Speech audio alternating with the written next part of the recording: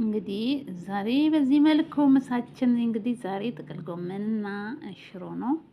በዚህ መልኩ ምሳችንን ዛሬ አዘጋጅተናል። እንጀራ መቤት ነው የተጋገረው። ይሄን የመሰለ እንጀራ ቤት ውስጥ ነው የጋገርኩት። እናንተም ራሳችሁ ጋግራችሁ አፍለኛም ቢሆን ራሳችሁ ከሚገዛ እንጀራ ራሳችሁን በዚህ ባማረ መልኩ እንደውም አልቦካም። ትናንትና ያቦካሁት ቡካት ይፈልጋል ማለት አፍለኛ ነው። ለአፍለኛ ለሰውነት ጥሩ ነው። ለምንበላ ለራሳችን ሲሆን ጥሩ ነው። ለምንሸጥ ሲሆን ነው እንጂ ለምንሸጥ ሲሆን ነው እንጂ ሲያምር የአንድ ቀን ቡኮ ነው አያምርም። እና በዚህ መልኩ እንጀራችሁን በቤታችሁ ውስጥ ጋግራችሁ ፍርኖ ዱቄቱ ግን አምሱት። ፍርኖ ዱቄት መታመስ ይፈልጋል። ልንገራችሁ ወዳችሁ እንዳይነፋችሁ ፍርኖ ዱቄት አምሱት። አብሽ አርጉበት።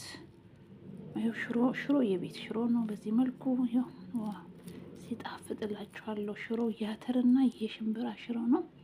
ከቤት ነው የተዘጋጅቶልኝ የመጣ ከኢትዮጵያ። በጣም ነው የሚጣፍጠው። እናንተም በዚህ መልኩ ሰርታችሁ ብሉ፣ አትስነፉ ውዶቼ። ቪዲዮውን ደግሞ ይኸው እንጀራው እንግዲህ በዚህ መልኩ ነው። አፍለኛ ነው። ትናንት ማታ ነው ያቦካሁት እና በጣም የሚጣፍጥ ነው። አሁን ነገ ቢሆን ደግሞ በጣም እና አብሽ አርጉበት። እንጀራ ስትጋግሩ አብሽ አርጉበት። አብሽ አለ ማንኛውም አረብ ሱቅ አለ። ይሄ ቅመማ ቅመም የሚሸጥበት እና አብሽ አርጋችሁ ዱቄቱን የፍርኖ ዱቄት አምሱት። መታመስ ይፈልጋል ሆዳችሁን እንዳይነፋ ማለት ነው።